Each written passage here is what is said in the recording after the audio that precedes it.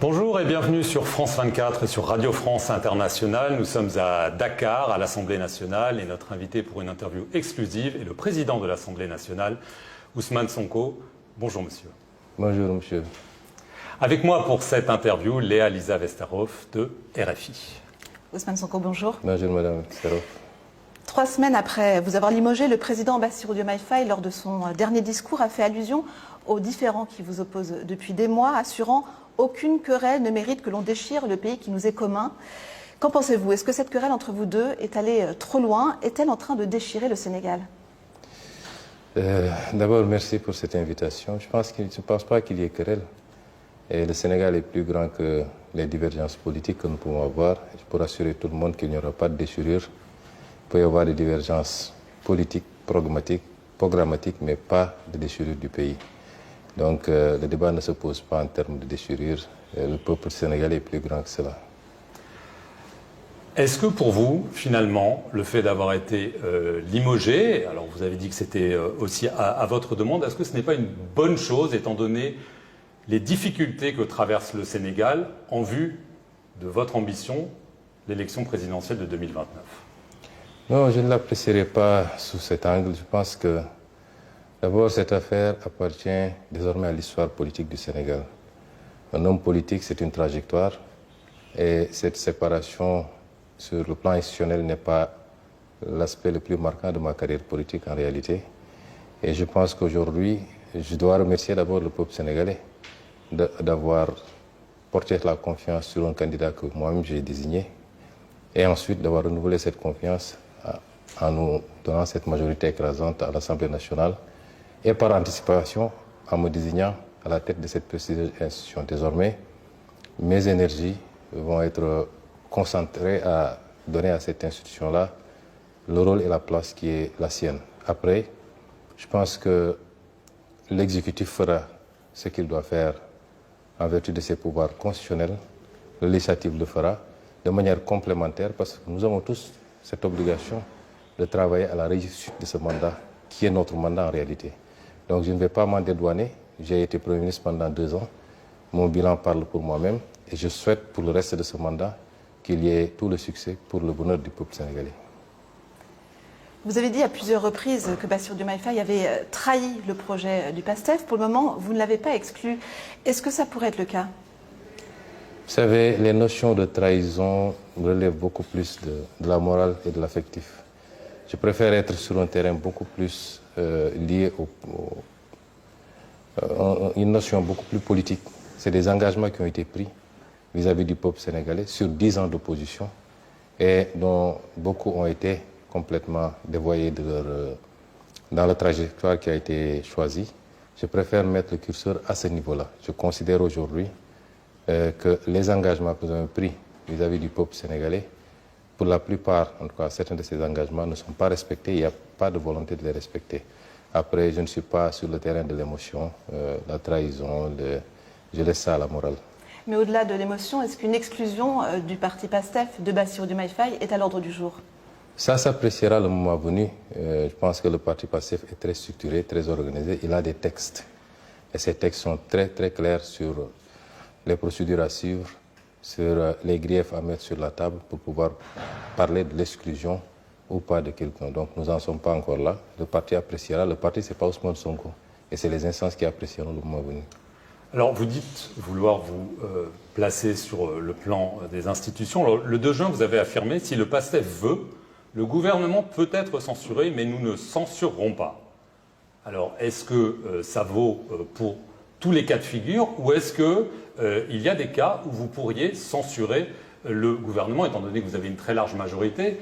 Par exemple, si le président utilise l'article 52 de la Constitution, qui lui permet de prendre des mesures exceptionnelles s'il considère que le fonctionnement des institutions est gravement menacé, ou alors sur un point de vue plus politique, si jamais il décide que les élections locales, prévues en janvier 2027, seront repoussées.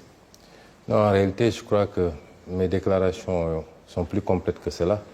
Il n'y a pas de chèque à blanc qu'on délivrerait au président de la République ou au gouvernement. J'ai dit qu'autant que possible, puisque nous ne sommes pas là pour entraver l'action de l'exécutif, autant que possible, nous ne censurerons pas. Nous ne serons pas, en tout cas, dans des logiques politiciennes de censurer pour régler des comptes ou pour affaiblir une action.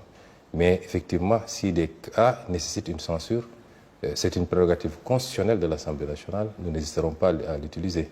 Mais nous n'en sommes pas encore là. Un gouvernement vient d'être installé. Nous l'observons. Nous laissons prendre ses marques. La situation du pays exige de chacun d'entre nous beaucoup de retenue, beaucoup de sagesse pour mettre en avant exclusivement les intérêts du pays. Après, nous sommes dans une démocratie. La Constitution a donné des pouvoirs à chacune des institutions. Le gouvernement, de par la Constitution, l'exécutif de par la Constitution définit la politique de la nation et l'exécute par son gouvernement. L'Assemblée nationale vote seule la loi, elle contrôle l'action du gouvernement et elle s'assure de la bonne exécution des politiques publiques. C'est des attributions qui sont très claires, chacun peut dérouler sa part. Nous n'avons pas forcément besoin d'ailleurs d'être de grands amis pour que ça marche. Il faut que chacun respecte les règles et le reste ça ira. Gouverner par ordonnance, article 52, est une prérogative du président de la République qui est très bien encadrée, donc ça ne pose pas de problème fondamentalement. Et le report des élections? Nous n'en sommes pas encore là, les élections ne peuvent pas être reportées. Il n'y a aucune raison valable pour qu'elles soient reportées. Elles se tiendront à date, je l'espère. Quelles que soient les manœuvres qui seront entreprises, les élections devront se tenir à date. C'est la loi qui encadre l'organisation des élections, qui impose au président de la République de prendre les actes qu'il faut. Je pense que nous avons jusqu'à mi-juillet comme dernier délai pour qu'il prenne le décret pour fixer la date des élections et plus tard convoquer le corps électoral. Nous pensons qu'il respectera ses responsabilités légales. Parmi les priorités du nouveau gouvernement, la gestion de cette dette colossale héritée de l'administration précédente, avec un risque majeur de défaut de paiement. Vous vous êtes toujours opposé à la restructuration de cette dette. Une équipe du FMI est attendue à Dakar cette semaine. Si l'exécutif décide de restructurer la dette, que ferez-vous? Vous savez, nous ne sommes pas dans des positions dans l'absolu figé. Nous examinons avec lucidité la situation. Le plus important, c'est que ce qui sera mis sur la table corresponde aux exigences du moment. Une restructuration sauvage, nous n'en avons pas voulu en tant que Premier ministre. Je m'en suis opposé durant tout le temps que j'ai été Premier ministre, considérant que les conditions n'étaient même pas réunies, puisque le pays n'était pas à défaut, parvenait à respecter ses engagements. Nos indicateurs étaient relativement corrects, nos perspectives de croissance également. C'est là où on a besoin de FMI. Les FMI, on en a besoin quand on est dans ces situations-là. Et nous pensions qu'il y avait possibilité d'avoir un accord en ce moment avec le FMI qui semble apparemment à d'autres préoccupations que celle d'encadrer et d'aider un pays qui est dans cette situation dont nous ne sommes pas responsables, nous. Nous acceptons maintenant que l'État, c'est la continuité. Partant, je considère aujourd'hui que nous pouvons apprécier au fur et à mesure les développements. Entre-temps, il y a eu la crise dans le Golfe qui est venue s'ajouter à la crise de la dette que nous connaissions déjà. En tant que Premier ministre sortant, je sais que nous vivons une tension assez particulière. Nous apprécierons, comme je l'ai dit dans l'absolu, nous ne sommes pas là pour faire de l'entrave, mais si une solution devait être prise qui ne va pas dans le sens de l'intérêt du Sénégal, qui sacrifie nos options de changement systémique et structurel à l'autel de ratio à court terme, nous ne l'accepterons pas et ce qui relève du pouvoir de l'Assemblée nationale, nous l'utiliserons pour dire non. Mais vous dites que vous êtes fier de votre bilan. Vous avez beaucoup parlé de souveraineté économique. Or, la dette, vous avez continué à vous endetter auprès de bailleurs internationaux, publics, privés. Est-ce que vous ne regrettez pas, finalement, cette dette que vous avez découverte, cachée? Est-ce que vous ne regrettez pas d'avoir demandé, de ne pas avoir demandé, son annulation pure et simple, mais plutôt d'entrer dans des négociations qui semblent s'enliser? Est-ce que c'est un regret? Vous savez, nous avons fait une option, celle de partir sur une bonne base et non pas de dissimuler des chiffres parce que ça nous aurait rattrapé tôt ou tard et on serait peut-être dans une situation de certains pays, une situation ingérable. Nous avons vu le cas de la dette grecque il y a quelques années. Après, une fois qu'on a révélé les vrais chiffres, il faut gérer. La dette, c'est des échéances, c'est un service qu'il faut gérer et qui n'attend pas. Et un pays qui se veut souverain doit rembourser ses dettes. Nous nous sommes donné une dette, elle se refinance. En réalité, dans tous les pays du monde, la dette, elle se refinance, elle se renouvelle. Mais vous auriez pu demander son annulation comme une dette odieuse? Oui, dette odieuse, vous utilisez le terme, je l'ai utilisé 1 ou 2 fois. C'est toute une procédure. Je n'avais pas tous les leviers. Quand je parlais à certaines occasions, je parlais en tant que chef de parti politique qui donne son opinion. N'oubliez pas que j'étais simple Premier ministre. Les pouvoirs du Premier ministre sont extrêmement limités dans ce pays. Vous étiez en désaccord avec le président sur ce sujet? On n'en a jamais discuté. On a toujours été en phase sur la gestion de la dette jusqu'à notre dernière discussion où la question a été soulevée et qu'il m'a confirmé que la ligne n'a pas changé. Nous allons voir ce qui va se passer dans les semaines ou mois à venir. Cette dette, elle est effectivement pour partie odieuse. Il faut du courage politique pour poser ce débat-là et j'espère que j'ai eu à me prononcer sur cela à plusieurs reprises à travers mes interventions en tant qu'homme politique. J'espère simplement que l'exécutif actuel prendra ses responsabilités pour aller dans ce sens et discuter pour effectivement l'annulation d'une partie de la dette. Ça a été proposé. Ça a été proposé. Dans votre bilan à la tête du gouvernement, il y a aussi la gestion de la crise universitaire. Est-ce que vous regrettez d'avoir autorisé l'intervention des forces de l'ordre sur le campus de l'université Cheikh Anta Diop? Un étudiant a été tué, personne n'a été tenu responsable. Est-ce que ce n'est pas une tâche sombre sur votre mandat? Non, que nenni. Personne n'a été tenu responsable. Vous concluez vite. Il y a une enquête qui a été ouverte.